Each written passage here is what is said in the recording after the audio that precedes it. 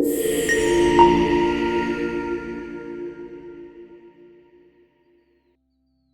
today's video, we'll be going over what exactly is an order block and how you can leverage this into your trade. An order block you can think of as a zone or area where a large order of buying or selling has taken place, leading to a significant price movement, either in the upward trend or the downward trend. In this area, we can often act as a strong support or a resistance zone. Once later in the future, price retraces back to the zone, we will fulfill these unfilled order before the significant price movement, before continue in the overall trend directions.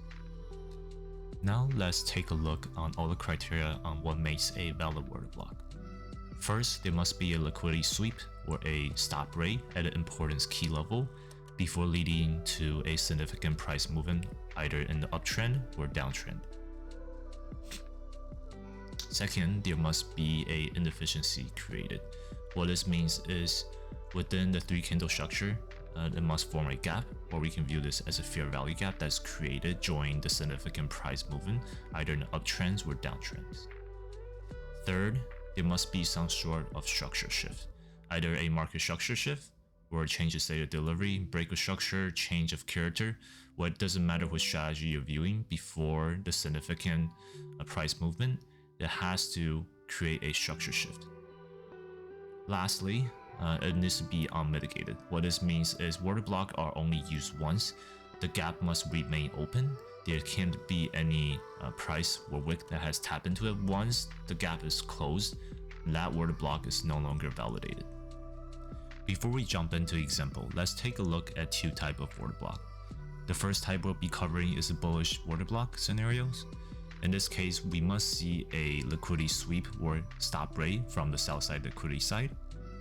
Second, it must create an inefficiencies during a significant move up. In this bullish case, during the uptrends, it must create a gap within the 3 candle structure models. Third, it has to create some sort of market structure shift or change in state of delivery, showing a change in trend from bearish to bullish in the bullish scenarios. And lastly, the gap must remain open and unmitigated. Now let's take a look at the second example for the bearish order block scenarios. In the bearish order block scenarios, same thing, we look for liquidity sweep, except this is going to be on the buy side liquidity. Second, we look for the gap created by the 3 candle structure during the significant move during the downtrend. Third, we look for some sort of market structure shift or change in state of delivery whenever a change of price from bullish to bearish in the bearish scenario. Lastly, we look for the gap unmitigated and the gap remains open. Now let's take a look at another example of leveraging order block for our entry. So here, the criteria we always look for. Once the price reach an importance level, we want to look for some sort of liquidity sweep. So in this case, we'll see the sell side liquidity sweep here. Next, we want to look for some sort of a change in state of delivery or market structure shift, creating inefficiency. And we can look for a order block for entry. So let it play out. Okay, so in this case, we can see a inefficiency got created here, along with a change in state of delivery or market structure shift. So I'll put market structure shift here. Now we want to see some sort of pullback into this order block. So I highlighted from this body, from this consecutive down candle. I'll put this as order block, and then we'll put our entry at here, and then our target will be above here for this buy side liquidity here. Now let's watch it play out. Okay, we got tapped in.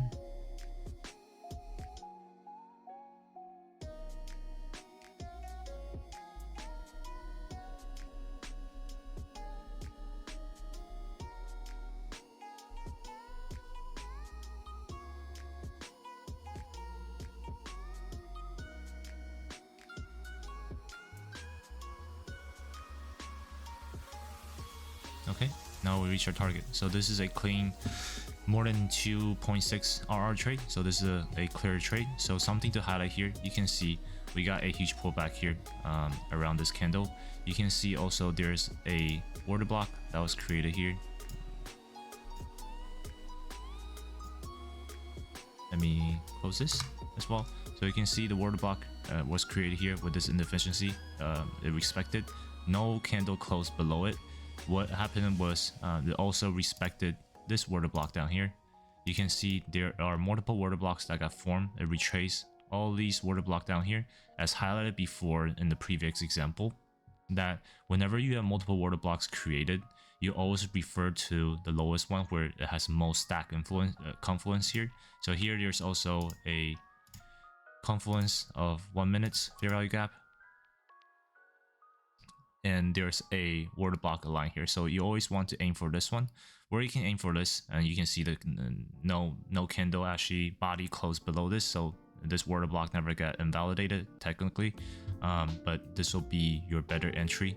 If you are late into the entry, you can enter at this order block here, or you can just enter at this one.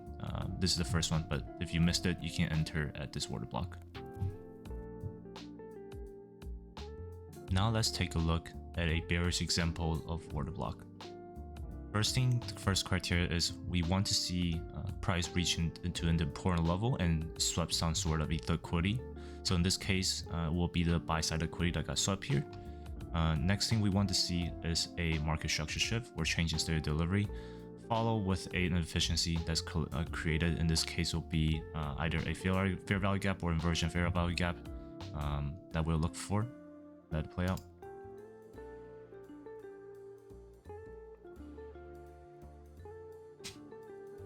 Okay, so here we can see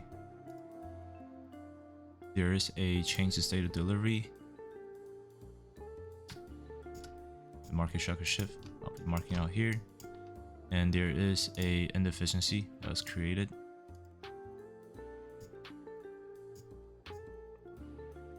And then in this case, we'll be using this order block. So I'll be drawing from the body to the body of this. So this will be the order block.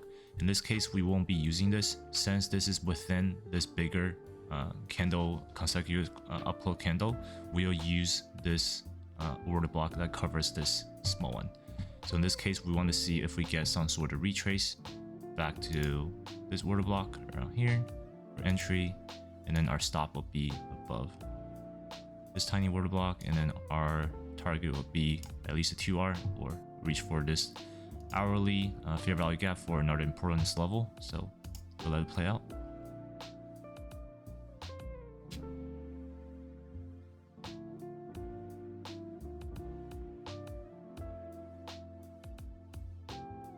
Okay, we got tapped in. Now let's see if we reached our profit target. And here we go. Tap our profit target. In this case, this is a great example where you have two order block aligned. You always leverage the big ones. In this case, since it covers the smaller order block here. Now let's dive into using order block for a continuation trade. So in this case, we can see this is originating the first order block that we can leverage for the first trade. Once the sell side liquidity is swept and there is a market structure shift, we look for entry at this order block. So we'll be enter at these two candles around here and target a high. Let's say if you miss this initial move, we want to see if you can get another continuation up there.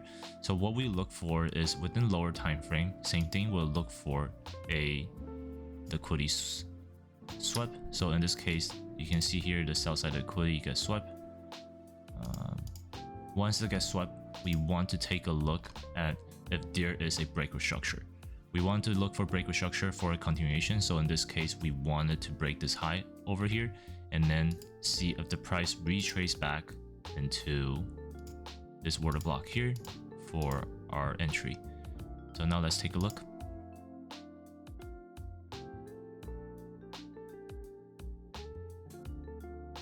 So here we can see we got a breakout structure at this candle.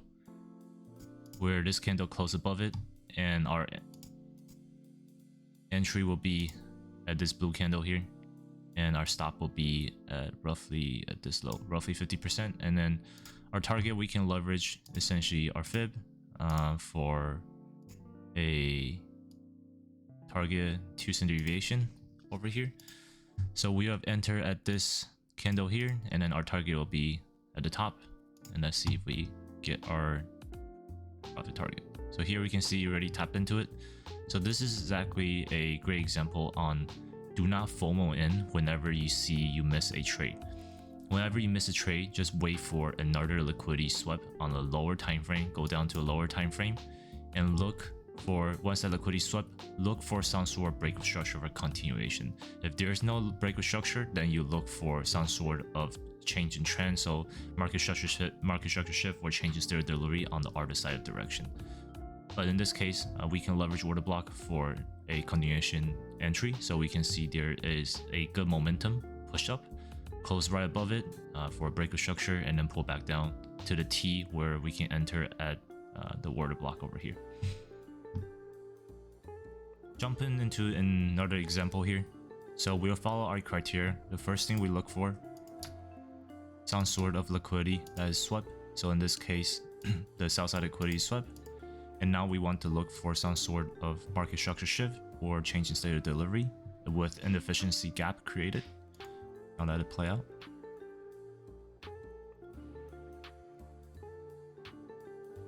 Okay, so here we can see the 1 minute inefficiency that was created here, and then you can see there's also a market structure shift or change state of delivery up here. So this is a valid order block down here. Now we want to see if the price will retrace back down for this order block here for our entry. So we'll put our entry down here and then target somewhere up here, and our stop will be below this order block. Let it play out.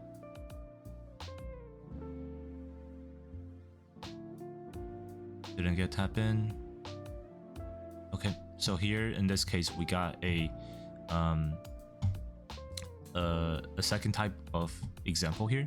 Here you can see we also create another order block on top. So here you can see before it tap into the order block that we're looking for, it create another order block, and this made the value sweeping the sell side liquidity up on the lower time frame, and then forming a 1 minute inefficiency here.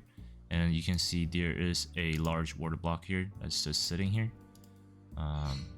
this consecutive candles. So now what we want to see is, in this case, we want to see this order block. Let me remove this order block here get invalid.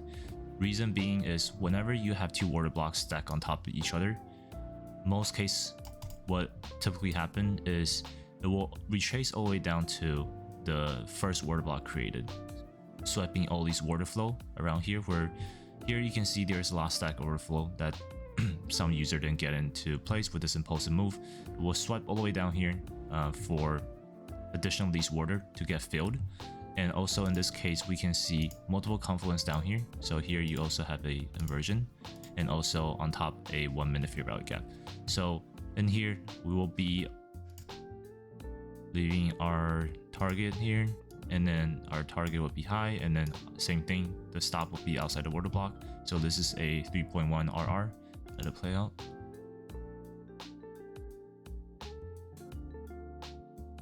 Okay, so the first order block got invalidated, and we got tapped in. And then we want to see if we respect this order block and move to our profit target. And here we go. All right. So hopefully this is a clear example. When you have multiple order block aligned, you'll always take the order block at the further down retracement zone. And plus, if there's any multiple confluence, the price will most likely go there due to the amount of inefficiency of order that needs to get filled. And that's it for today's video. Hope this video is helpful and you have a better understanding about order blocks and how you can leverage this into your daily tradings. If you find this video helpful, please like and subscribe. and turn on notification for furthermore futures content.